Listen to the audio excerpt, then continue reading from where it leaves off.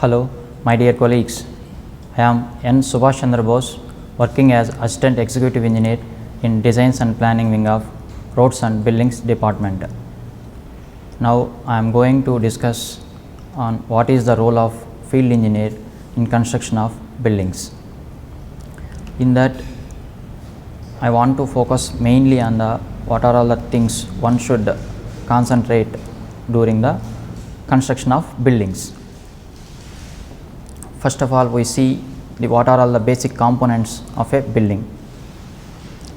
Basic components of a building are footings, pedestals, plinth beams, columns and walls, flooring, lintels and sunsets, roof beams, slabs, joinery, parapet wall, staircase, etc.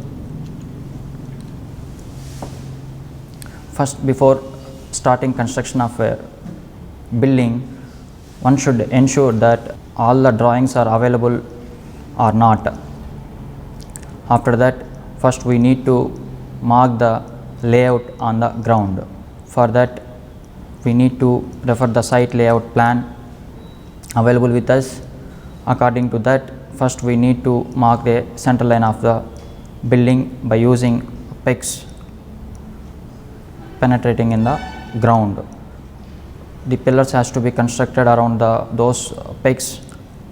These pillars and pegs has to be done approximately 2 meters away from the outer line of excavation line, so that these will not get disturbed during excavation. With that center line reference, all lines has to be marked. A small video is there on how to mark the layout plan on the ground. Let us go through that. As per the layout plan, this process is known as setting out or layout marking, which involves driving the pegs and constructing the pillars. In this video, you will see the marking for excavation being carried out at site. The center line of the longest outer wall of the building is marked on the ground by stretching a string between the pegs embedded in the pillar. This line serves as a reference line for marking the center line of all the other walls of the building. Project the pegs above the ground level and drive them at a distance of about 2 meters from the edge of excavation so that they are not disturbed. Stretch a string joining the corresponding pegs at the two ends of the line. The boundary of the trench to be excavated can be marked on the ground with dry lime powder. The center lines of other walls, which are perpendicular to the long wall, are then marked by setting out right angles. Right angle can be set out by forming a triangle with 3, 4 and 5 units long sides. The diagonals should be checked for ensuring right angles at all the corners. The top of the pillar is plastered and is set at the same level, preferably at the plinth level or floor level of the building. Pegs are embedded in the pillars and corresponding lines are marked on the wet plastered surface by pressing the stretched string on surface by a trowel. The outside lines of the foundation trench are marked in the similar way. Before starting excavation, the strings are stretched between the outside lines of the foundation trench marked over the pillar top, and the cutting lines are marked on the ground by lime powder. After marking the layout plan on the ground, excavation will be carried out. Here we have to ensure the SBC of the soil, whether this SBC is matching with that of the SBC provided in the structural drawings. If is there any discrepancy, one has to report to the design team.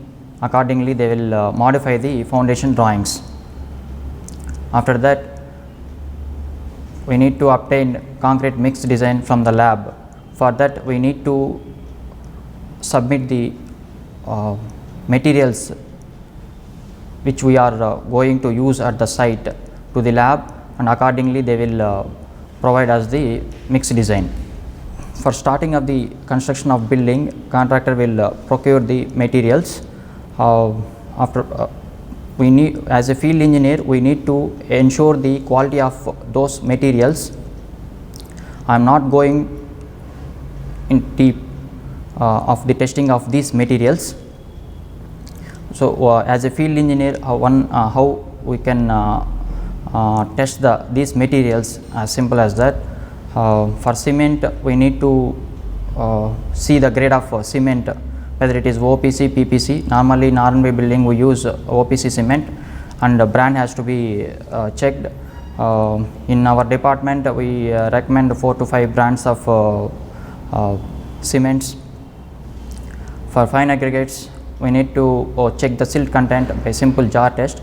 The silt content of the sand should not be more than 8% by volume. For coarse aggregates, gradation test has to be carried out. There are two types of coarse aggregates: single size aggregates and graded aggregates. Normally single size aggregates we will use for PCC.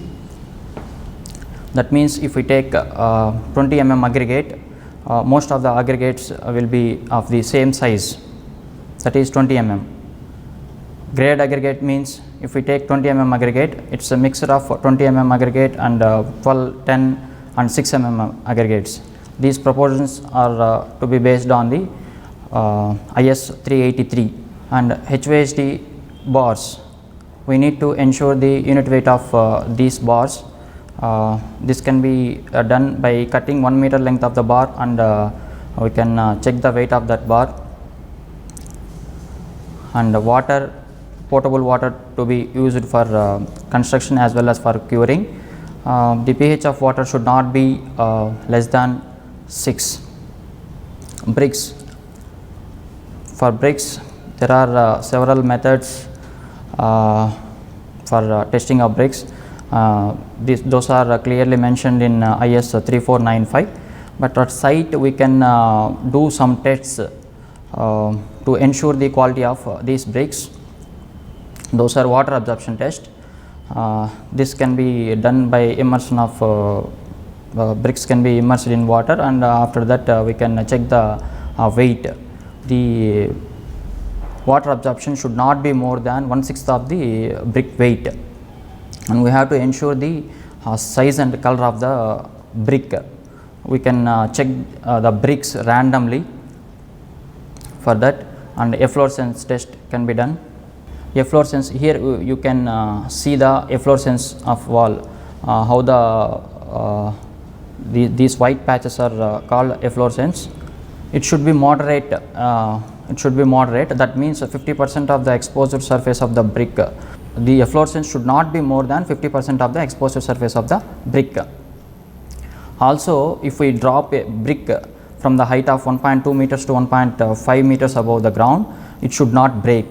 Also, before doing brick work, bricks has to be immersed in water.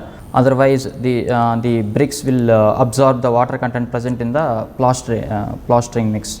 So, cover. After that, we have to start the construction of a building. In that, first we need to cast the cover blocks. These are very important. Otherwise, the reinforcement bar will get exposed to environmental conditions. Then the reinforcement bars will get deteriorate. Normally, the cover depends upon the type of exposure. In general, in buildings, we use this cover for footings 50 mm, columns 40 mm, beams and slabs it is 25 mm. And the strength of cover blocks is also is important, and it should be of concrete of same strength. That means it is of the same, it has to give the same strength as that of the concrete we use in the structural element. Then after that, we need to give the bar bending schedule to the contractor or the workers. But how to give this bar bending schedule? This is prescribed clearly in the IS SP 34. For giving bar bending schedule, we should clearly examine the drawings provided, and apart from the drawings, we need to know the lap length, development length and lap zones as well, because the cutting of the bars depends upon the lap length, development length, and where we are going to provide the laps is also an important thing. Normally, we take the lap length as 50 times diameter of the rebar. It may vary, depends upon the element in which we are providing, and development length should be calculated using this formula, LD equal to 5 sigma s by 4 tau BD. Coming to lap zones, we cannot provide laps wherever we want. there are some specific zones we have to provide, otherwise the structure will not function as we required. So in columns means the vertical components.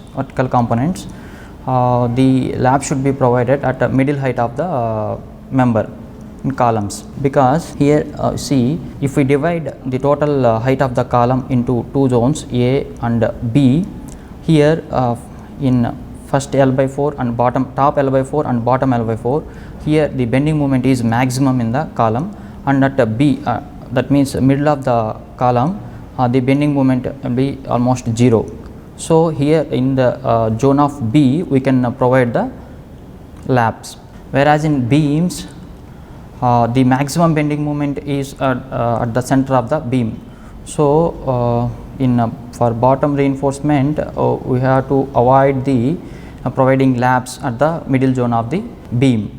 The laps can be provided the portion between 2D to L by 3 of the portion from the face of the column, where the bending moment and shear stress are a minimum. In top reinforcement we can provide the lap at the middle 1/3 of the beam, because here the top layers of beam is in compression, so we can provide the laps at middle portion of the beam. In slabs the laps can be provided beyond L by 5 to L by 3. In slabs, in any case, the total number of lapped bars should not be more than 1/3 of the total bars. In providing laps we need to take care of these things. The lapping should be avoided in tensile zone of the members. Links shall be closely spaced in the entire lap length, and the center to center distance between lap splices should be more than 1/3 of the lap length.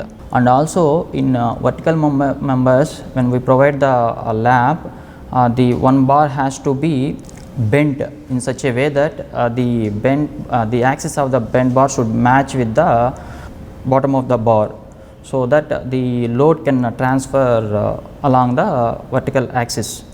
In beams it is not the case with the beams. Here the load acts perpendicular to the axis of the reinforcement bar. Here already I said in vertical members the providing lap, one rod has to be bent. This has to be done with a slope of 1/6 maximum, and here you can see the in diagram also the center to center distance between laps should not be less than 1.3 times of the lap. Here we see in the video also how the lap zones can be correctly done.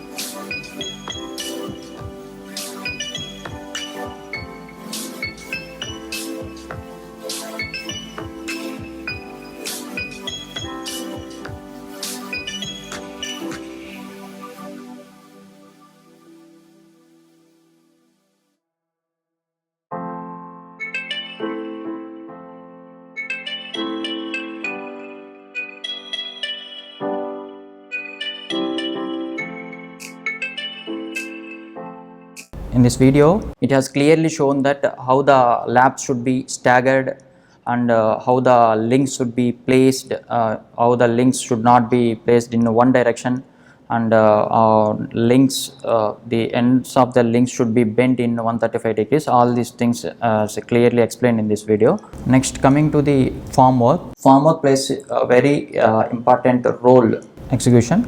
So one should ensure that formwork should be able to take all the loads coming onto it, that is self weight, weight of the reinforcement, weight of wet concrete, load of workers, etc. The joints of the formwork should be tight enough to prevent the leak of the cement ground. The joints of formwork should be sealed so that the slurry in the concrete should not leak. Water content, if the leak experiences, then honeycombing will happen. So thereby it reduces the strength of the member. The surface of the formwork should be plain and smooth. For that we need to apply the oil before erecting the formwork. The materials of the formwork should not bend or get corroded in the presence of sun, rain, water at the time of concrete. It should be lightweight, it should be easy to remove. Then coming to the concrete, what are all the things to be ensured to achieve the required strength of concrete? Water cement ratio plays a very important role in this thing, and for that also we need to refer the what are the water cement ratio given in the design, mixed design, and the slump tests has to be carried out regularly to see the workability, and the cubes has to be casted and tested as per the codal provisions provided in the IS 456/2000. Then mixing of concrete is very important. Normally in our sites, the mixing time they will not mix the concrete properly, or for guidance the mixing time should be at least 2 minutes, so that all the materials will get mixed up properly. And the placing of concrete is also an important thing. The free fall of concrete should not be more than 1.5 meters. If we allow the concrete to free fall from a height of 1.5 meters, then segregation will happen. Compaction also plays a major role.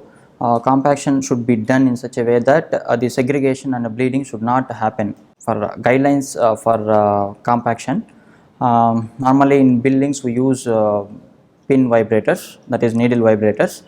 For using these needle vibrators, these are some guidelines. Insert poker quickly and allow it to penetrate by its own weight to the bottom of the layer, so that entrapped air is removed uniformly. Leave the poker in concrete for 10 seconds. This time is not fixed. This depends upon the slump of the concrete. Poker must be inserted quickly, but withdrawal must be slow, so that the hole left by the poker is filled as it is being withdrawn. Locations of poker insertion should be staggered. Avoid touching the formwork and reinforcement with poker. Poker should extend up to the 100 mm into the previous layer. And curing plays a major role in attaining the strength of the concrete. Why we need to do the curing? First we should know this thing. Normally we neglect this curing in field. We should not do that. Why curing has to be done? Curing is the process of maintaining a satisfactory moisture content. It helps the concrete to attain the strength. If we do not do proper curing, the water present in the concrete will get evaporated. Due to that, the hydration process will not be happen. So the voids will be there in the concrete. Due to that, the required strength will not attain. So for that, the curing should be done properly. The methods of curing depends upon the structural element. So ponding with water, these to be done for slabs and flat slabs or roads, etc. Covering concrete with burlaps, that is wet gunny bags. This has to be done to the vertical members of the structure. Intermittent spraying with water can also be done. covering concrete with wet sand, sawdust, etc. And we can cover the members with the polythene sheets, etc. If we do not do curing properly, these will get affected. The compressive and flexural strengths, the permeability will more, and the durability will decrease, and cracks will develop. And finally, when we have to remove the formwork, the some guidelines as given in the IS 456/2000 very clearly. For this, here vertical members such as columns, walls, beams, the formwork can be removed after 16 hours. Normally we do after 1 day. For soffit formwork to slabs, that means the bottom of the slabs, after 3 days we can remove the formwork for slabs, but we need to fix the props immediately after removal of the formwork. Soffit formwork to beams, for beams we can remove the formwork after 7 days. Same, props has to be fixed immediately after removal of formwork.